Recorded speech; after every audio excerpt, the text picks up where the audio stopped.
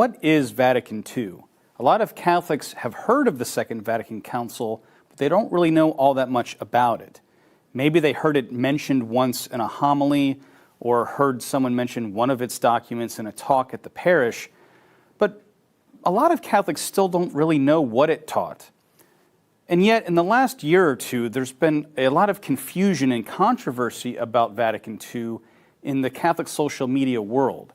There's been some people that are even claiming that the council was heretical or contained errors, or that we don't have to assent to it. There's been some claims about what it teaches about different topics, such as non-Christian religions, religious liberty, ecumenism, interreligious dialogue, and the possibility of salvation for non-Catholics. And so there's been a lot of confusion about these topics, and we here at Word on Fire would like to help correct that so that you have access to a better understanding of the Second Vatican Council. My name is Dr. Richard DeClue, and I have the privilege of being able to lead you through a 6-part series to help you understand this council better. Now, this approach will be a little bit different than what I might usually do in a course in Vatican II. Typically, I would take the students through one document at a time in succession. But this time, I'd like to take a salvation historical approach, which is more narrative and thematic in character, drawing from several documents in each lesson to help show how they illuminate a particular theme. And the way that I would like to progress through these lessons will be in this first lesson, we'll just answer the question, what is Vatican II, by exploring what ecumenical councils are, how they get their name, who presided over the council, what were the historical background to the council, as well as enumerate the documents that it produced. Then, in the subsequent lessons, we'll start learning about what the council actually taught in the documents. We'll start with our common humanity, where we learn about what all humans have in common, whether Catholic or non-Catholic, Christian or non-Christian. And as a part of that, we'll learn other things, such as what other religions have tried to do regarding searching for the truth. We'll learn what religious liberty really means. We'll also learn in lessons what the role is of the Church, the Catholic Church, in salvation history. We'll learn about the importance of her doctrines and her sacraments. We'll discuss the relationship of the Church to others from outside of the Church, including other Christians through ecumenism, her relationship to non-Christians through interreligious dialogue, and finally, her missionary activity, her mission of going forth and proclaiming the gospel to everyone. And so today, let's start into this discussion of what is the Second Vatican Council. First of all, what are ecumenical councils? Ecumenical councils are gatherings of bishops from around the world where those bishops try to answer questions of doctrine or discipline for the church. So it can be a matter of teaching the faith in reaction to a particular heresy that's cropped up, or it could be trying to decide what sort of laws or practices would be good for the church in a given era. Some councils deal with doctrine and practice, some deal with just one or the other. Some deal with both. Now, ecumenical councils, the term ecumenical, refers to the fact that these bishops are coming from all over the world, not just this particular region. In order for a council to be considered ecumenical, though, it has to be presided over either by the Pope or someone he delegates. The delegates would be called legates in the history of the Church. And any document that an ecumenical council produces has to be approved and ratified by the Pope in order for it to be included as official church teaching. So, before the schism between the Catholic Church and the Eastern Orthodox churches, there were 8 ecumenical councils, the first 7 of which Catholics and Orthodox alike accept as authentic ecumenical councils.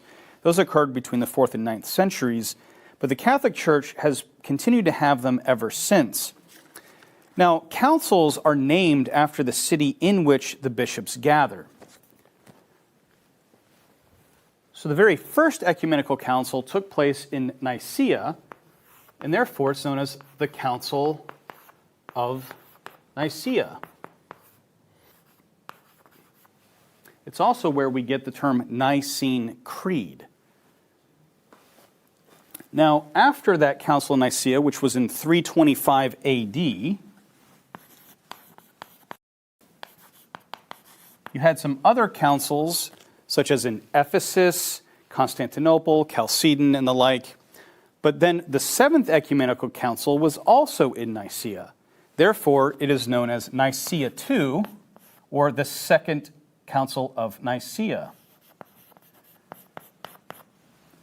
So similarly then, you can understand why Vatican II is called Vatican II, or the Second Vatican Council, because it was the second council and the second in a row to be held at the Vatican in Rome. And so that's how they are named. Now, you might be wondering, why is it that the First Ecumenical Council didn't take place until 325 AD? Just as a quick historical reference, there's one very good reason for that. As you might already be aware, it was for many centuries illegal to be Christian in the Roman Empire, and many of the first popes were actually martyred. They were killed. Likewise with bishops and other believers were persecuted by the Roman Empire. And it wasn't until about 313 AD with the Edict of Milan that it became broadly and widely legal to be Christian in the Roman Empire. And therefore, the First Ecumenical Council actually took place fairly shortly after that persecution had ended in the Roman Empire. So that's one good historical note. Now, Vatican II is the 21st Ecumenical Council. And it's the second in a row in the Vatican, as I mentioned. But in order to understand Vatican II, we need to take a little bit of a step back and see the wider historical context. And so we're going to go back to Vatican I.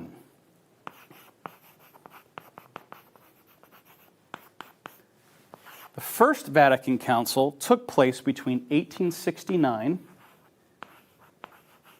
and 1870. But even before it began in 1869, there were 5 years of work in preparing for that council to be called. And initially, that council was going to deal with a broad range of topics regarding doctrine and discipline alike. There were actually about 51 documents that were prepared for that council. But the Franco-Prussian War broke out, and the council was prematurely ended, and it only ended up issuing 2 documents. Vatican I is most well known for having dogmatized the doctrine of papal infallibility. But that dogma was meant to take place within the context of a broader document on the Church. Since that didn't happen at Vatican I, when Vatican II was called, it ended up picking up a lot of those themes that were meant to be discussed in Vatican I, but were never done. So that's an important thing to keep in mind about the council. It was trying to pick up where Vatican I had left off. But let's zoom in a little bit to the historical context of the Second Vatican Council itself. First of all, in October 28th, 1958,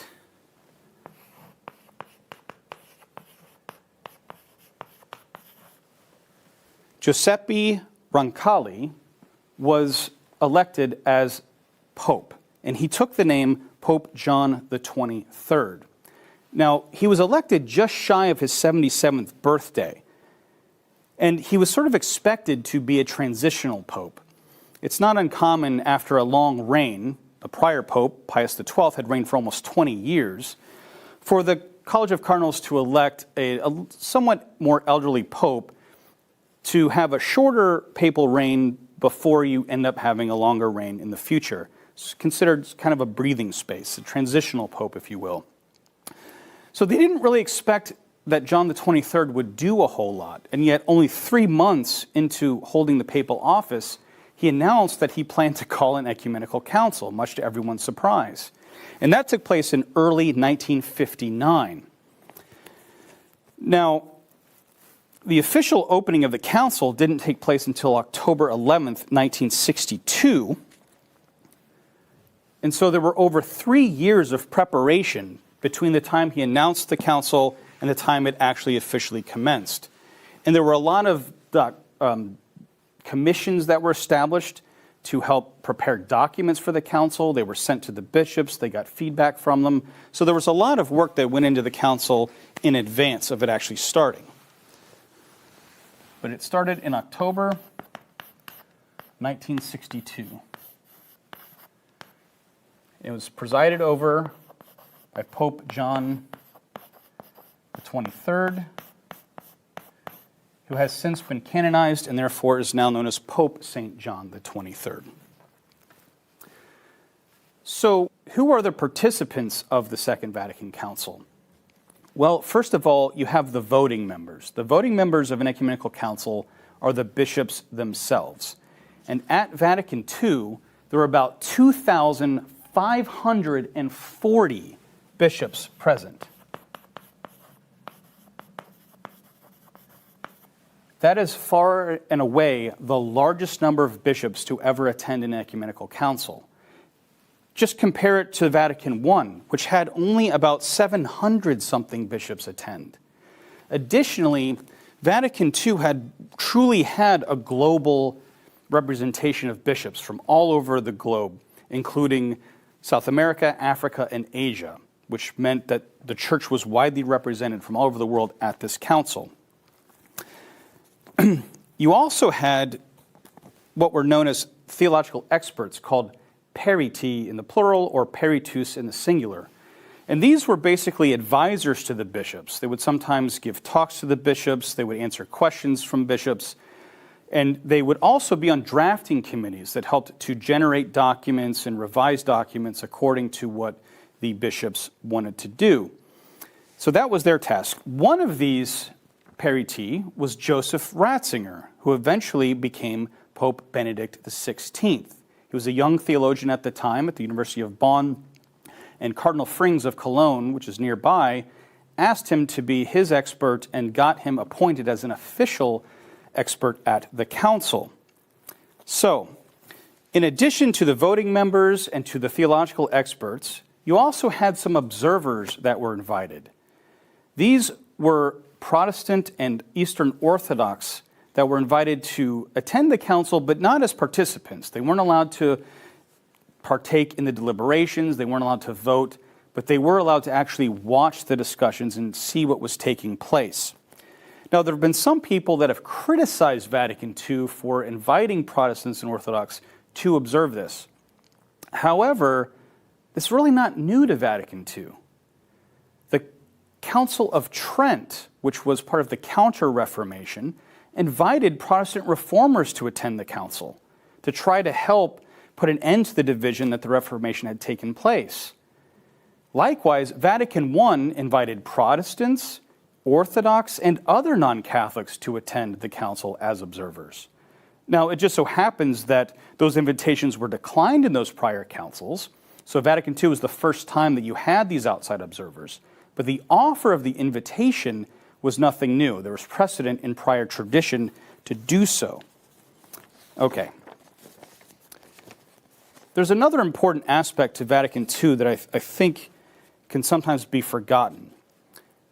This was the first ecumenical council to take place during the time of mass media. It was the first council to take place even when there were things as simple as typewriters, telephones, and nevertheless, radio and television and the like. And there was an extensive amount of media coverage of the Second Vatican Council. And that's something that I don't think we can take too lightly, because there was a lot of speculation and confusion that took place in the media about what the council was intending to do or about what it was doing. A lot of Catholics relied on the media coverage, the secular media coverage included, for their understanding what was taking place at the council. And you might have interviews with theologians and others saying what they thought the council would do or what they hoped it would do, or giving their understanding of what it actually was doing. And unfortunately, those reports were not always accurate, but the people at home didn't have any other way of knowing what was actually taking place. So there were a lot of things that were expected to come out of the council based on what media was reporting that didn't actually take place and that weren't actually true. And unfortunately, some of the confusion has continued to this day. which is why it's important for us to actually look at the documents themselves to find out what the Second Vatican Council did really teach. Now, why was the Second Vatican Council called? What was the reason that Pope John XXIII called an ecumenical council? Well, there's really three main reasons, and they are all related. First, you have twin hopes of the council, which were renewal from within, so to renew the life of the Catholic Church from within, and reunion. Now, this is reunion with other Christians. So these were called the twin hopes of the council, renewal from within and reunion from without. These, in turn, were meant to also serve what you might call the overarching purpose of the council, which was missionary. It wanted to proclaim the gospel and the truth of the Catholic faith to the whole world, so that Catholics, non-Catholic Christians, and non-Christians alike could have abundant understanding of what the Church taught and why. Now, Pope John XXIII wanted the council to take on a pastoral approach. Now, sometimes that term pastoral is misunderstood, and it can also often be used pejoratively. And so I want to pause for a moment and focus in on that term pastoral. What does that really mean in the context of an ecumenical council? Well, first of all, Pope John XXIII wanted to avoid overly technical language in the council's documents.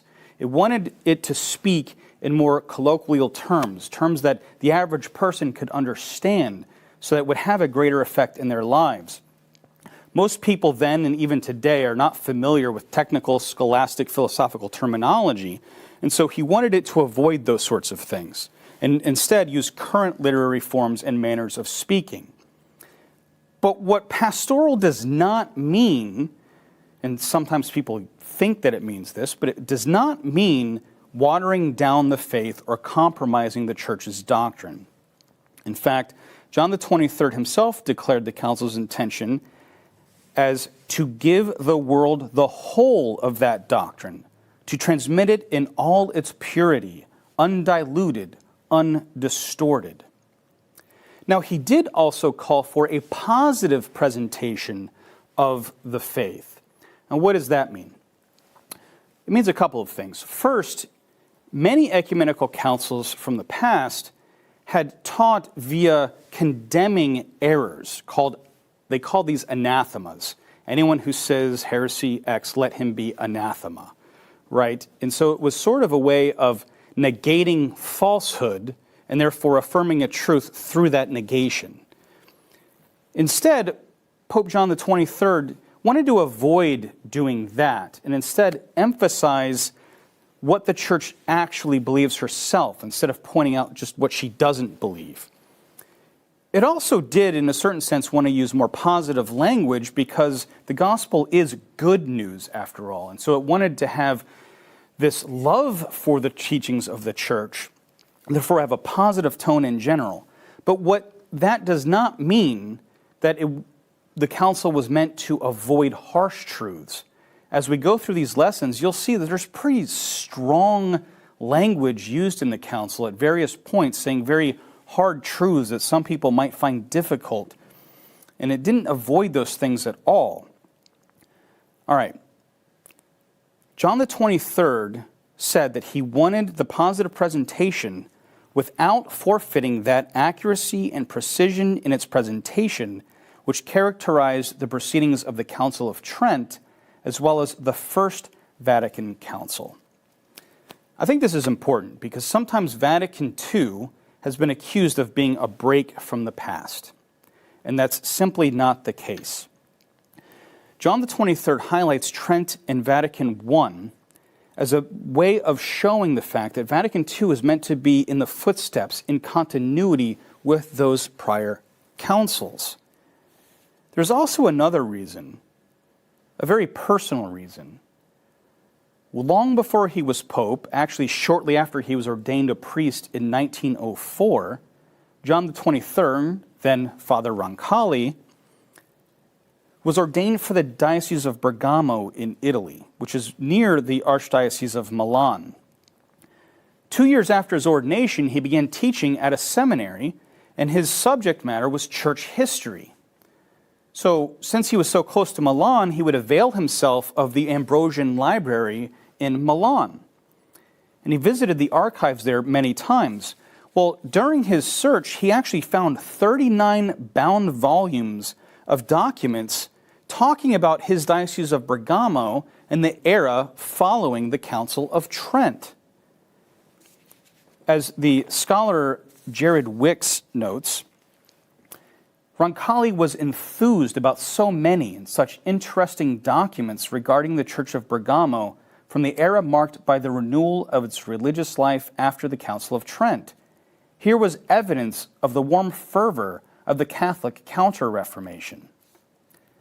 At the heart of this were volumes 6 and 7.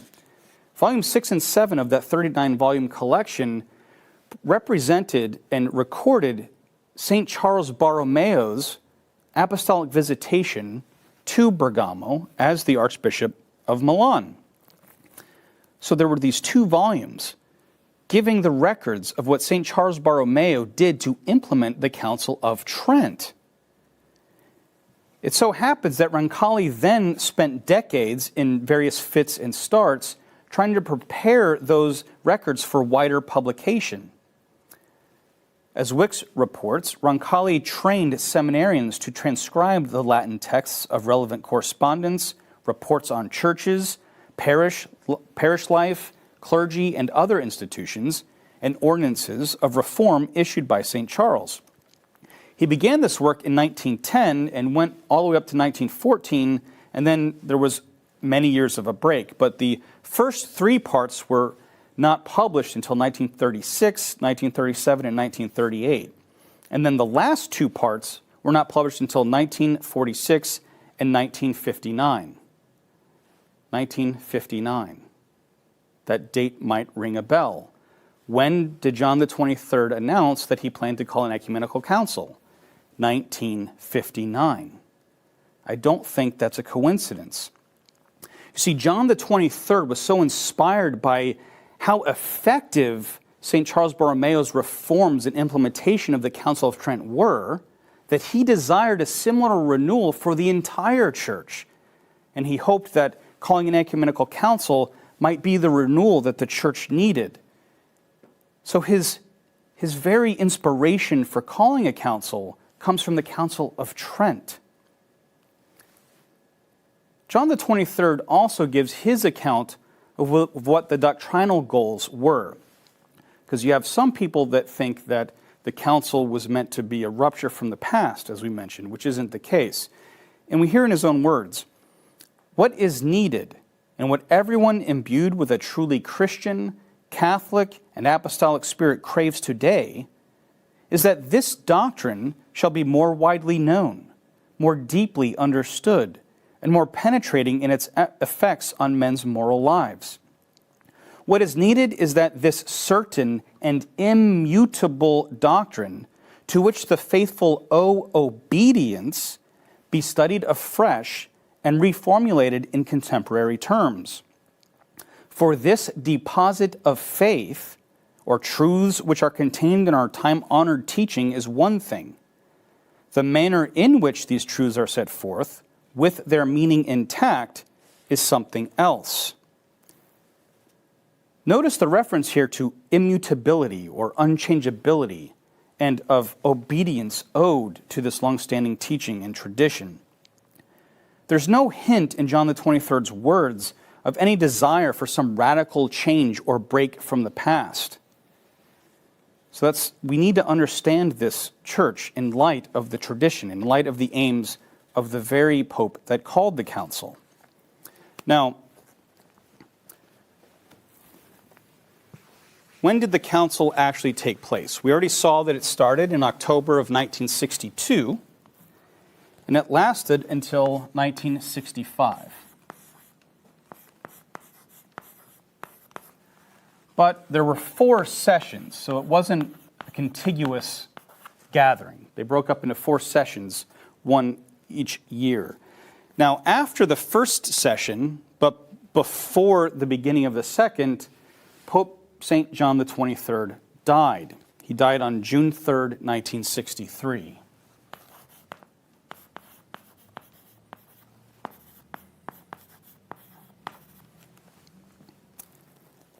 His successor, who's known as Paul VI, was elected on June 21st, 1963, and that was Cardinal Montini, taking the name Pope Paul VI.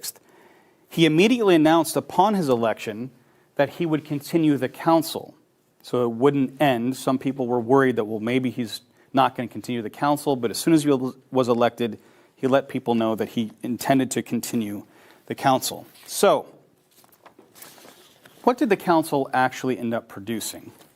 There are 16 documents that the Second Vatican Council promulgated. I'm not going to write them all down for you, but we will go through them. There are different types of documents. First of all, we have dogmatic constitutions.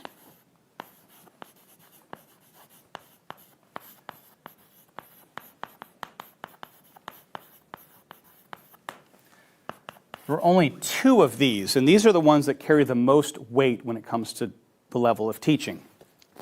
Those were Dei Verbum, which is on divine revelation, and Lumen Gentium, which is the dogmatic constitution on the church.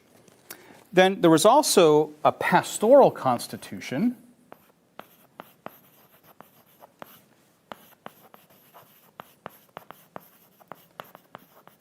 and just one of those, and that was Gaudium et Spes, the church in the modern world.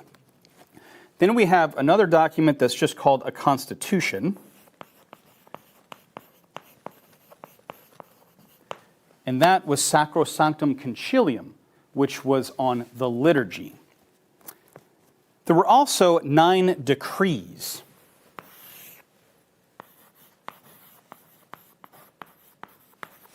Now, decrees are not just about doctrine, they're also and primarily about what should be done. And so those 9 decrees were Christus Dominus on the pastoral office of bishops in the church, Presbyterorum Ordinis on the ministry and life of priests, Optatum Totius on the training of priests, Perfectae Caritatis on the up-to-date renewal of religious life, Apostolicam Actuositatem on the apostolate of the laity, Ad Gentes Divinitus, or most often just called Ad Gentes, is on the church's missionary activity. Unitatis Redenter Gratio is on ecumenism. Orientalem Ecclesiarum is on the Eastern Catholic churches. Inter Marifica is on the mass media. And then finally, there were 3 declarations.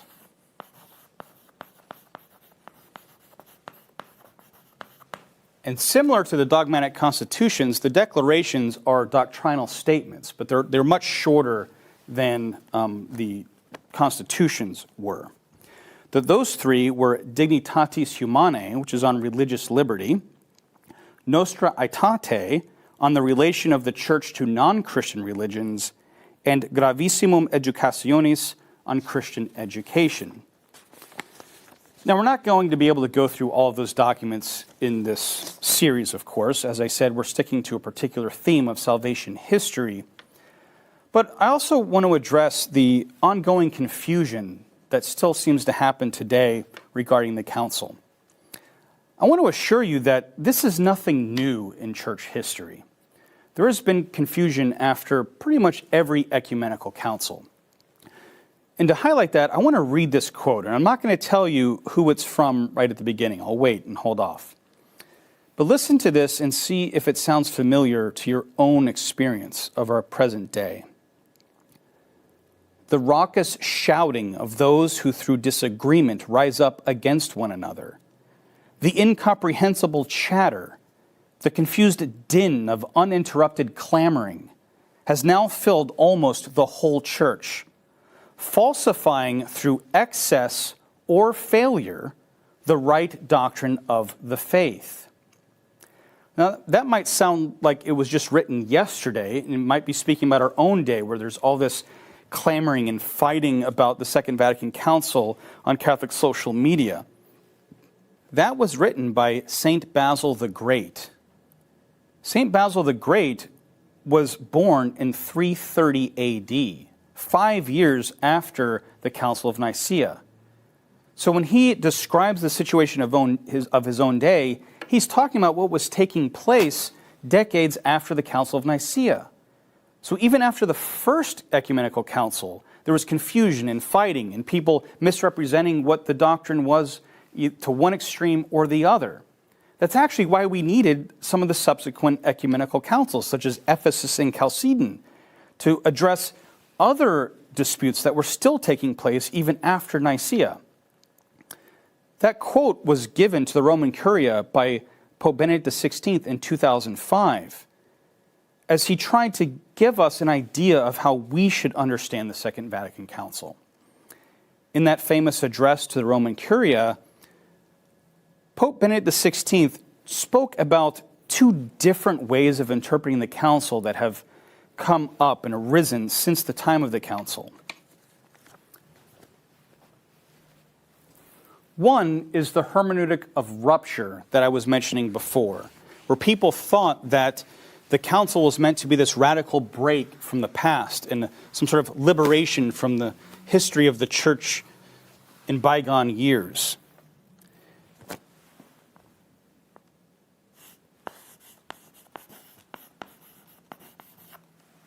This is contrasted by him with what is known as the hermeneutic of reform or continuity, which stresses the fact that the Council must be read in continuity with the Church's entire tradition and seen as a faithful progression in advancing forward of the Church's doctrine, rather than something betraying it and leaving it behind. These two different ways of understanding the Council have continued to create problems in the Church even today. On the one side, you have progressives that try to downplay the need to be faithful to the tradition of the Church in her past and try to emphasize that even Vatican II itself didn't go far enough and we should just continue to go forth in the spirit of Vatican II, which is a common phrase you might hear associated with this hermeneutic of rupture. The spirit of Vatican II, however, very often is not faithful to the actual documents of Vatican II, which means it's not a true spirit of that council at all. And Pope Benedict XVI highlights the fact that the council must be understood in continuity, and he uses the same quotes that we used from Pope John the 23rd to highlight that fact, to show that the council itself understood that it was in continuity with the past. And we'll also see this reflected time and again in the documents that we discussed throughout this course. The conciliar and post-conciliar popes all held this hermeneutic of continuity. And therefore, that is the authentic understanding of the council. Bishop Barron himself has stated this. He says, "I and Word on Fire stand firmly with Vatican II, and hence against the radical traditionalists. And we stand firmly with the Wojtyla-Ratzinger interpretation of the council, and hence against the progressives." So that is the stance that we will take in this series.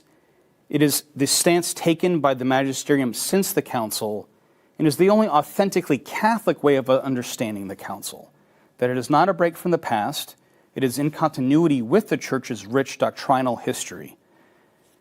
Now, relatedly, I like to speak about Assent Ode to Vatican II, because this has been another point of contention.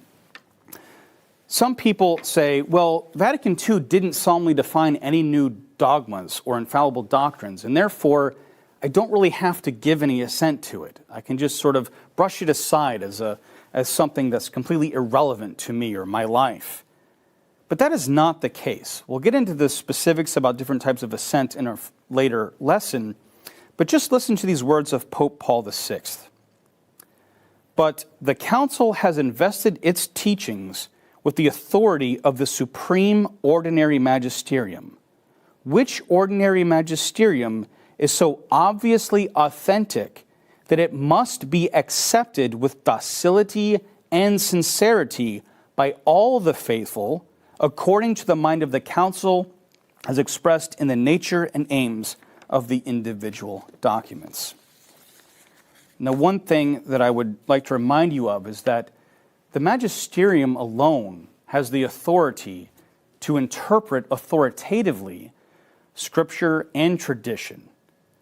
And so it is the magisterium herself to whom we must give our assent when the magisterium tells us what the tradition holds. Individual commentators online or wherever you might be do not have the authority to interpret the council. The magisterium has been clear and stated repeatedly that Vatican II is in continuity with Catholic tradition, and therefore the council must be interpreted accordingly.